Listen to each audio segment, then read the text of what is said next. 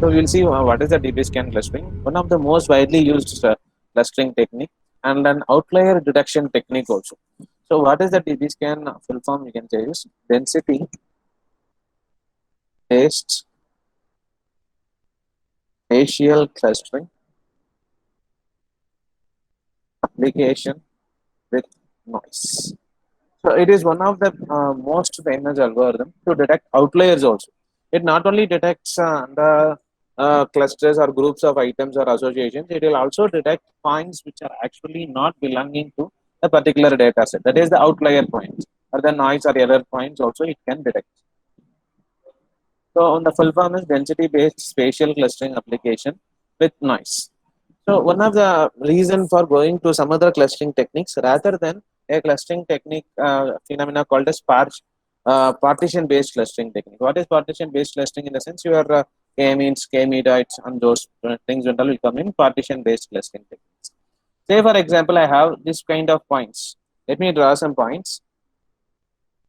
And if you want to do some kind of clustering for these points, let me draw some point set.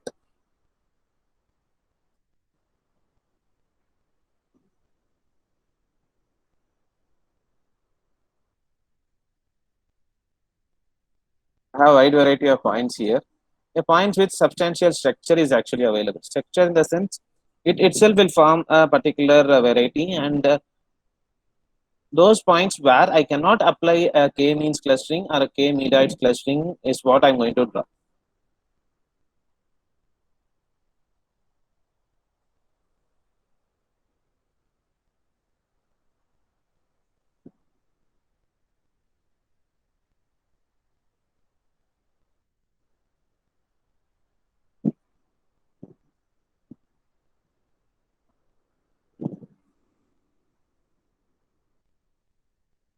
Yes. Let us consider this particular data set of points. I have several data points here.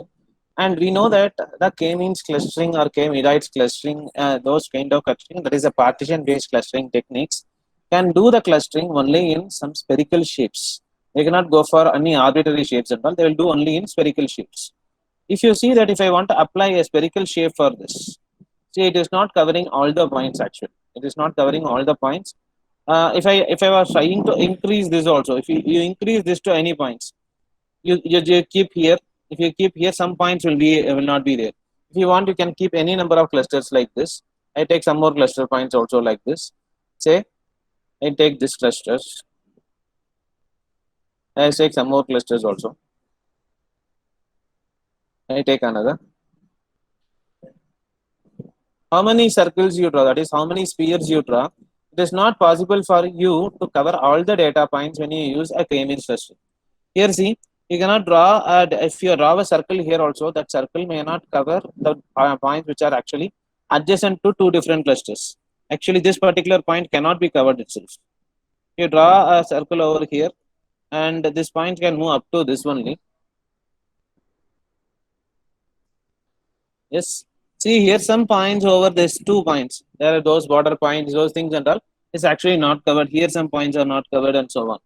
So these spherical based clustering techniques, say k-means, k-medoids or hierarchical clustering, they cannot do clustering in arbitrary shapes. Arbitrary shape clustering in the sense you have to do clustering in a different fashion. This is actually a spherical based clustering technique where it covers only the points in spherical shapes. It cannot cover points in arbitrary shapes. That's what the problem with these points.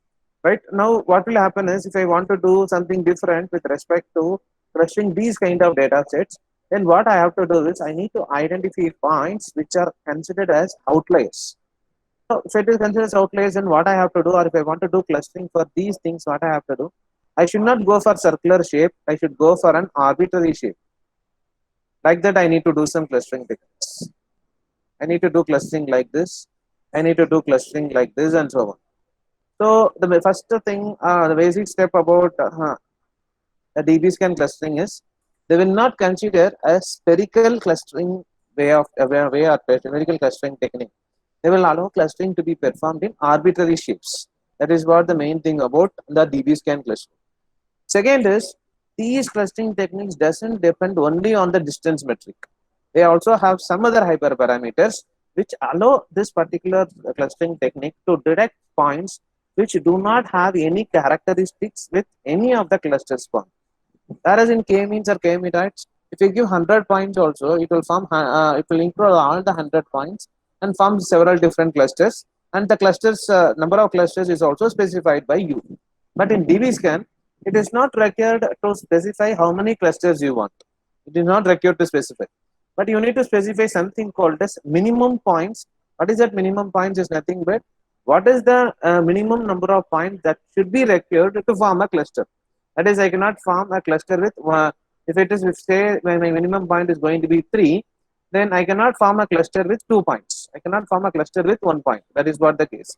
So minimum, if I want to form a cluster, there should be at least 3 points in that cluster. Then only we can form. Else, those points will be eliminated from forming a cluster and will not be considered. This is actually the thing over this particular DB-SCAN clustering technique. So I'll enumerate what are the things that is present with respect to the DB-SCAN clustering technique. Say for example, first point to consider is these clustering mechanisms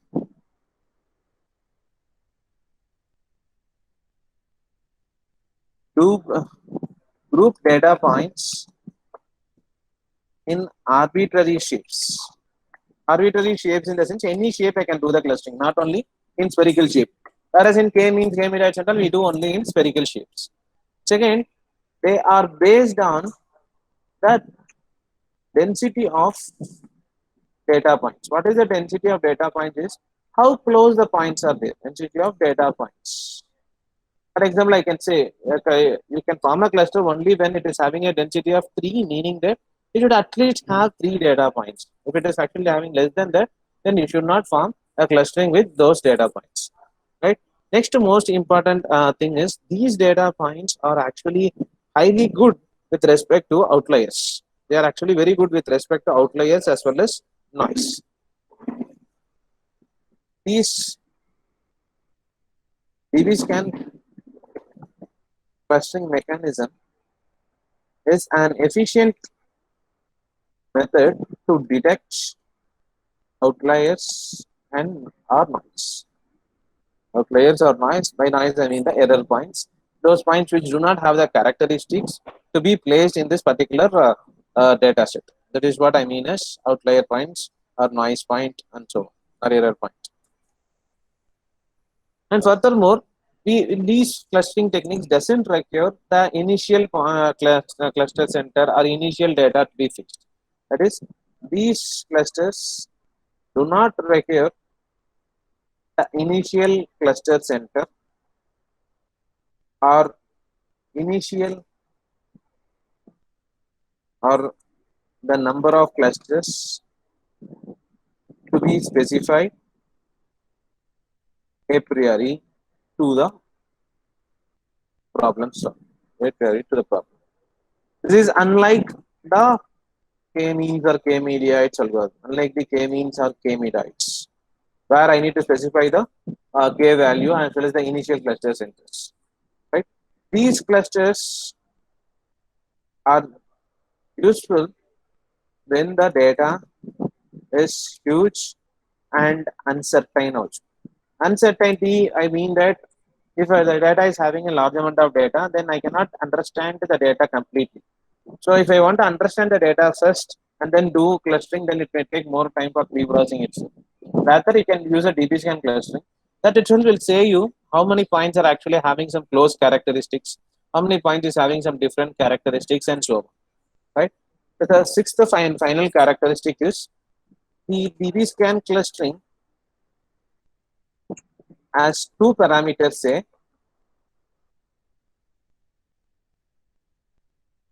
that is one is epsilon. I'll try to put epsilon symbol.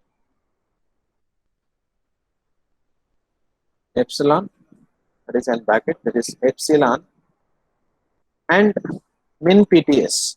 Min PTS is nothing but min points.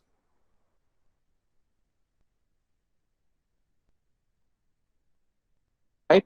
So these are actually the two parameters that is actually present in the DBSCAN clustering. to do the clustering things. This min point is actually responsible for making the density criterion to work. First, understand what is the EPS and what is the min points. Let us first understand that. And there are another three more things to understand with respect to DB scan clustering. We'll see that, right? Now, let us take what is that EPS, right? So, what is that epsilon?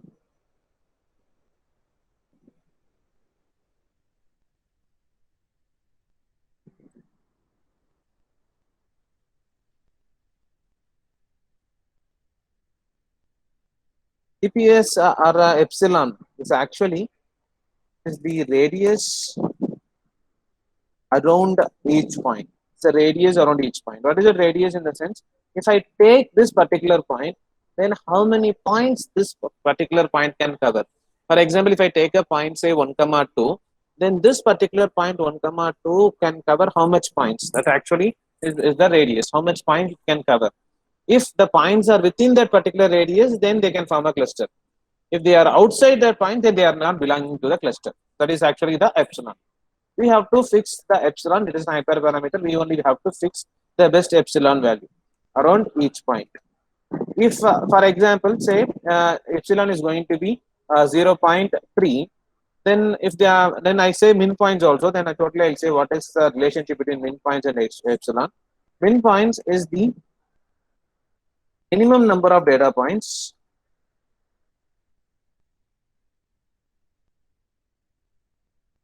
that should be around that particular point. That should be around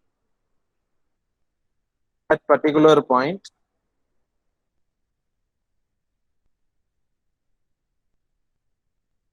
for which you are taking the epsilon. That should be around that point within the radius. So say for example, if I have a particular point, say 1.2, and if it is having a particular radius, say 0.2, 0.2 is going to be epsilon. So all the points which are having a distance with 1.2, comma, say 1.2, comma 2.5 is going to be a point. And my epsilon value is going to be 0.2. So I have several points from A, B, C, D, like that I have 10 to 20 points I have.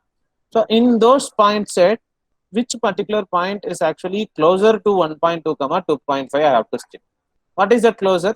If the distance between any point to this particular point 1.2, comma 2.5 is less than or equal to 0.2, then I say that that particular point belong to the cluster of 1.2, comma 2.5. Here 1.2, 2.5 doesn't mean a particular initial cluster center and all. It is actually taken as an arbitrary random point. Any point you can take, and for that point, who are the cluster points? We can actually identify. The same step we have to do for all the points. This is with respect to the DBSCAN cluster, right? I'll repeat the introduction again.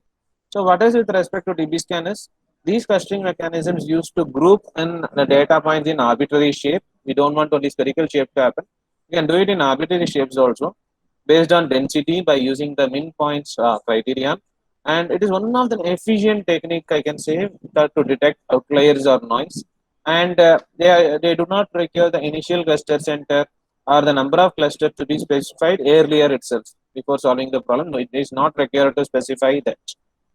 They are usually useful when the data set is very large and we don't have enough information about the data set. In those situations, I can close my eyes and I can select DBSCAN to do my clustering things.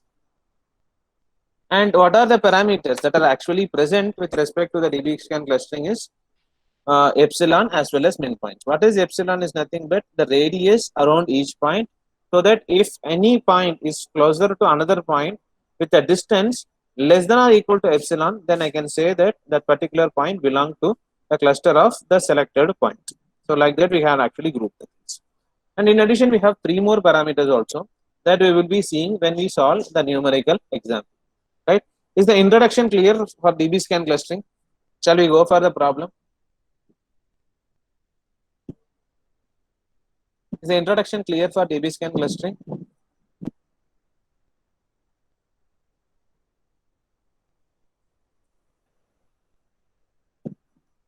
Yes. Shall we proceed to the problem? Yes, sir. Yes. Let us say see an example for this.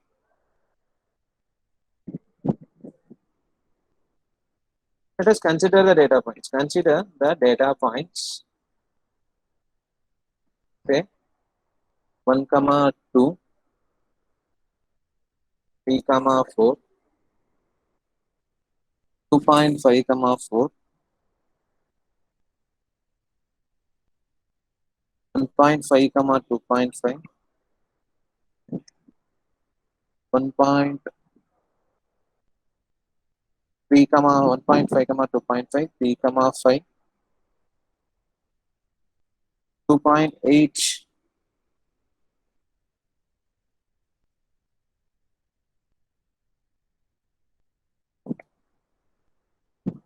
comma 4.5, 2.5 comma 4.5,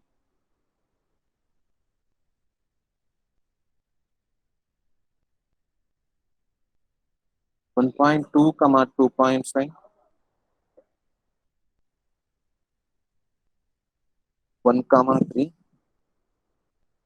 1 comma 5, 1 comma 2.5, 5 comma 6, 4 comma. So these are the data points we actually have. Now we need to apply DBSCAN clustering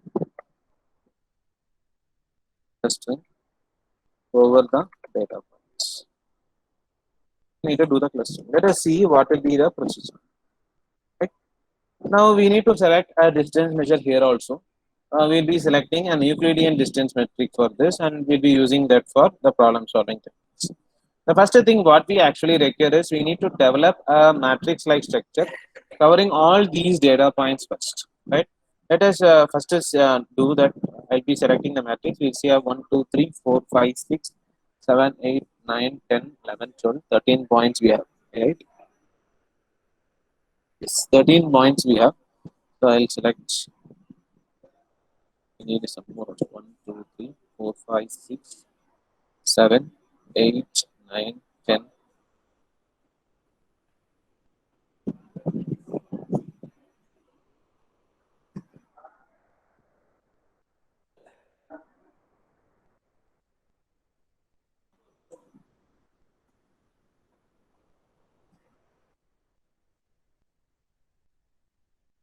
Yes. So first we can write the points. It looks like an adjacency matrix. Let's take all the points one by one. 1 comma 2, 3 comma 4, 2.5 comma 4, 1.5 comma 2.5, 3 comma 4, 2.8 comma 4.5, 2.5 comma 4.5, 1.2 comma 2.5, 1 comma 3, 1 comma 5, 1 comma 2.5,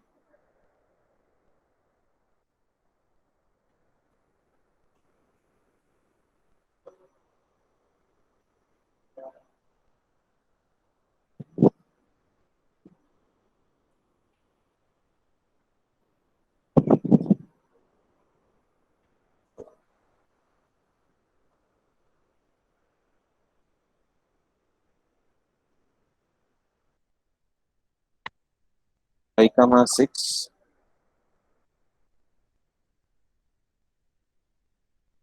4 comma.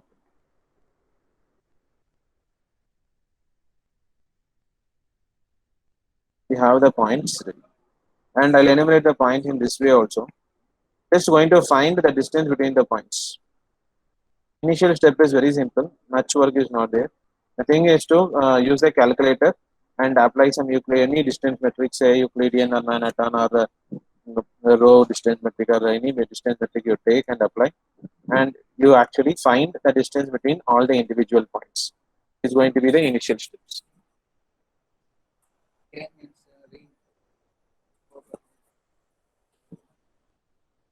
Right?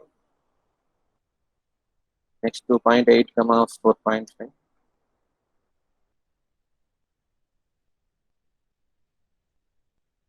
2.5 comma 4.5.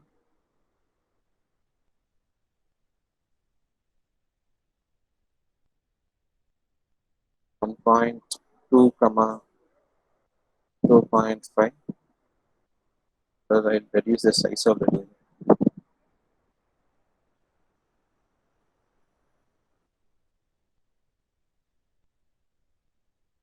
1.2 comma 5. 1 comma 3. 1 comma 5.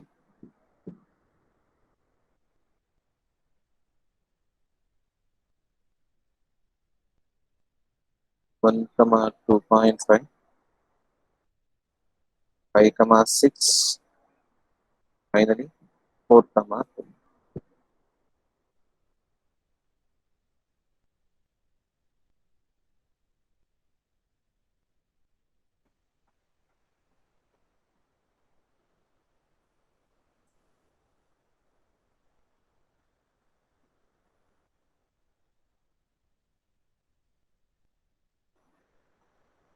Yes, we have the points ready. Now we need to use the Euclidean distance. Now what will be the diagonal values? Can you say? What will be the distance in the diagonal values? 0. 0. Why? Because the distance between the point to the same point will be 0. So directly I'll fill that point. And what will be the upper triangle and lower triangle? Whether they'll be same or different? The upper and lower triangles.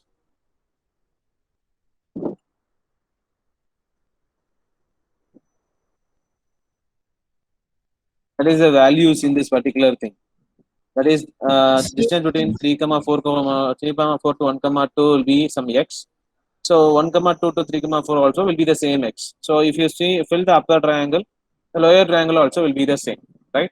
Now let us find this. If you are helping me out for this, it will be or easy for me. If you have scientific calculator, can you do that? I have to use my normal calculator to use that. In scientific,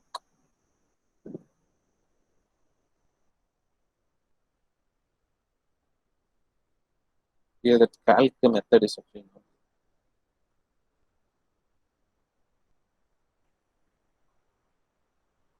Yes, can anyone help in this? Find the distance, or I'll use Excel sheet. Why I need to use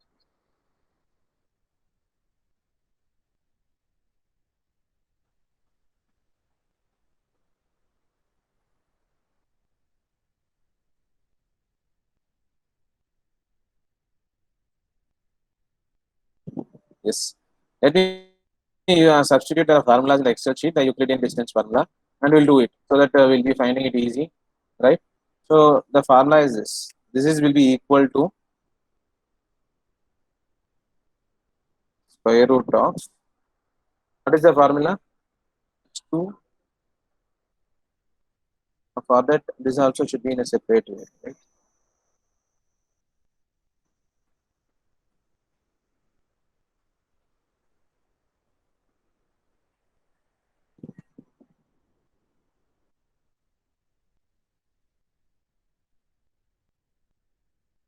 Point 5.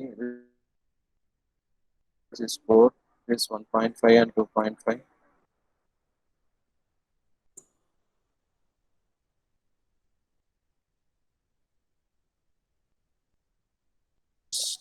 Right? This one is 3 comma 5. I hope. Or 3 comma 4 two times. One is actually 3 comma 5.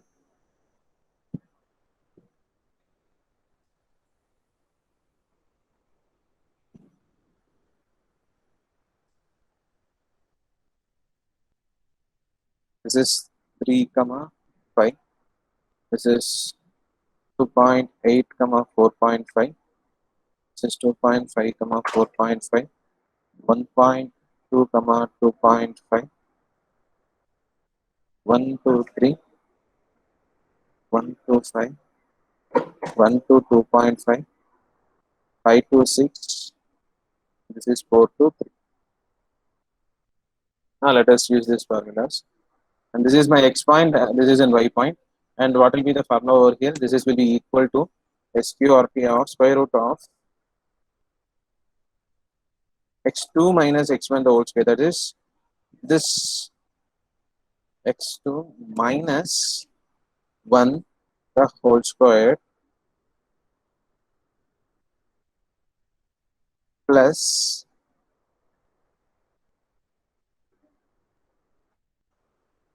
y2 minus y1 the whole square.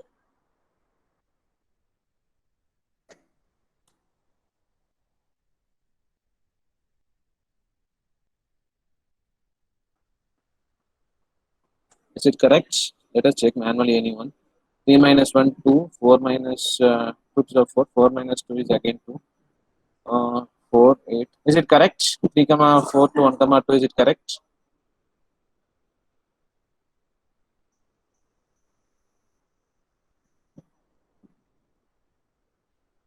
Whole square root 5.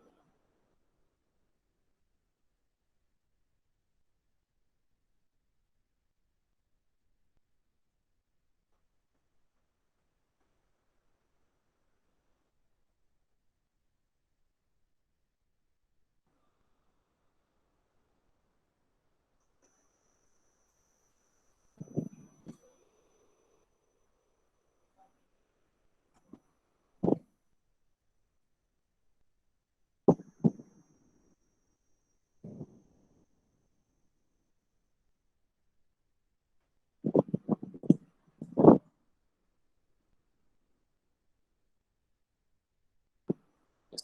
Now it is correct, I think so. So here square root of 8, maybe 2.8. Right. Similarly, I'll calculate for everything. I'm just using square root of x2 minus x1 the whole square plus y2 minus y1 the whole square. That was I'm using. And I'm separating just x and x1 and y1, and this I'm keeping a static so that row by row I can fill.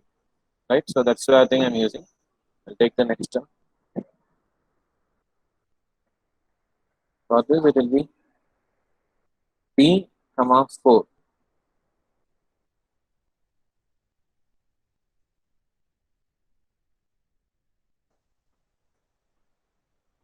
and this will be 2.5 comma 4, 2.5 comma 4.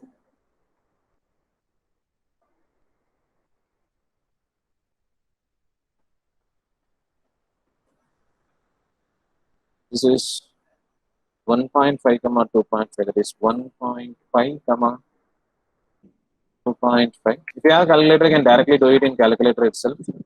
Since I don't have a calculator, I'm using the Excel sheet so that I can do easily. This is 3 comma 5. 3 comma 5.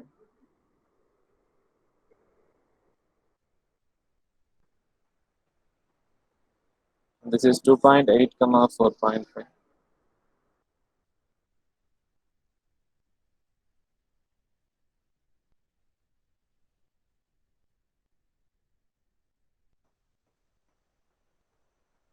2.5 comma 4.5.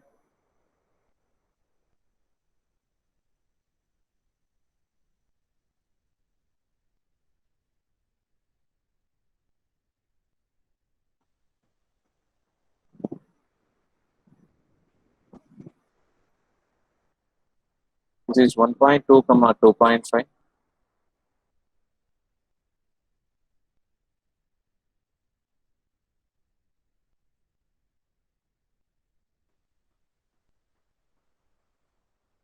This is 1 comma 3. Just change the static value of 1 comma 3.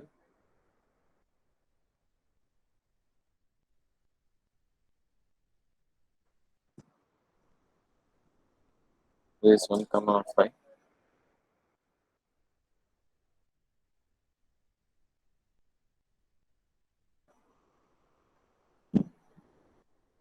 This is 1 comma 2.5.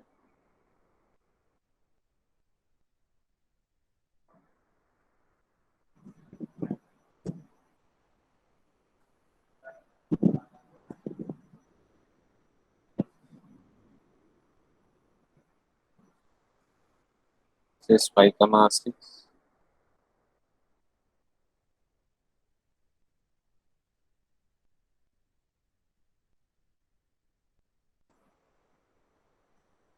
Finally, 4 comma 3.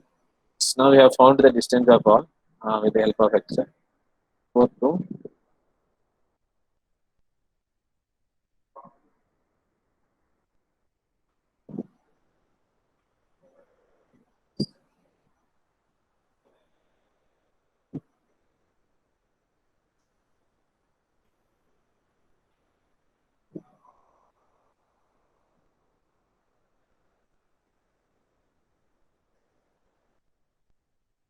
go and substitute here.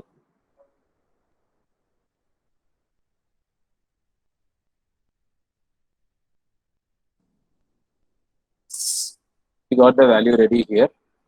Let us increase the size of the table, space for the table. Table looks fine, right? Now what we have done here is I have just enumerated, I have found the distance of each point and then I have substituted the distance over here. Now only and the DBSCAN clustering technique is going to start, right? So by fixing the problem, either in the problem I'll be giving what is epsilon value and what is min points, or when you are doing programming, it's up to you to select the epsilon as well as the min points value. Now for this problem, I give uh, the epsilon value and the thing. I give the epsilon value as 0.6 and min points as 4. So what does it mean? To form a cluster, there should be at least 4 points in your cluster. Otherwise, you should not consider that particular group as a cluster. The group should consist of at least 4 points or more than that. Then only you can form a cluster. Otherwise, you should not consider that as a cluster. So this is actually the case. Now let us see how we have to proceed with finding the clusters. Right? We will actually find how we have to proceed. Right? Let us take the first point. Say this particular 1 comma 2. This column wise we have to move. Let us see the first point 1 comma 2. Now you say me for how many points these distance are 1 comma 2. This is actually the distance things. Can you see this screen? So since you are using computers or mobile phones, you can also find a zoom option, right? So this font is okay, right? This font is okay, right? The table font, students. Font in the table Okay, is okay, right? okay. Yes. Right. So we have like this. Now let us understand how to proceed with the DB scan. Now you say me what are the points are actually having the data which is actually less than or equal to 0.6. Now what are the points that is actually less than or equal to 0.6? You don't consider the point to itself because the point is a neighbor to itself. So we need not consider that. So now you say me what are the points that are less than or equal to 0.6 here? This is not less than 0.6. This is not. This is not. Right? Can I say 0.539 as less than or equal to 0.6? Yes or no? Yes, sir. Yes. So this is the first point, and any other point is this point 0.5, which is also less than or equal to 0.6. So how many points we have found here totally is 2 points actually is found here, that is found to be less than or equal to 0.6, right? And you understand what are the points, that is 1.2 comma 2.5 and 1.2 comma 5. So these are actually the 2 points which are actually having the neighborhood here, right? Is it clear? Now you say me, if the min point is 4, then can these neighbors be considered as a separate cluster or not? Can we consider these as the separate clusters? As far as now, we cannot say that they are actually forming a separate cluster, right? We cannot say it now. So let us first extend and see who can actually form a cluster. Now over here, you say me what are the points that are less than or equal to 0.6? Quickly say me. 0.5, 0.539. Okay, 1 minute. I'll highlight the same 0.5. Next 0.539. Any other? I think no other points is there. So these also is not a very good cluster. Next here 0.5. Yes. Yes, 0.583, 0.5. Am I missing anything? That's it. Yes. Over here 0.3. Please join with me. 0.3. Next 0.5. Over here 3 comma 4. 0.539. 0.539. Mm, I think that's all right. Here 0.539. 0.583. 0.539. 582. 0.539. 0. 0. Yes.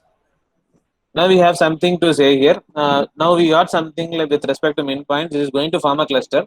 Let us finish all the things, then go for the clusterings. Okay. Now going to proceed here. I think here no other thing is there. Okay. Coming to here 0. Sorry, 0.5.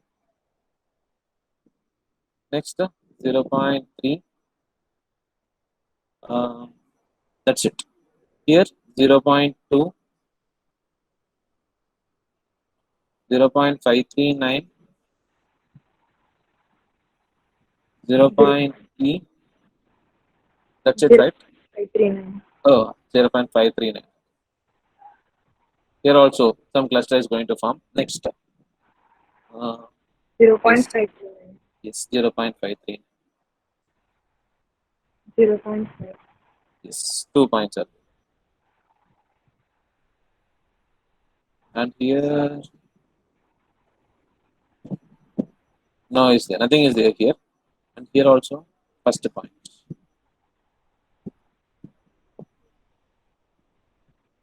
0.5, 0.2. 0.2, 0.5 together we can do. 4 points are formed. So fan has an eligibility to form a cluster. Next, No point. no points. Here, no No. points. So we have this many, right?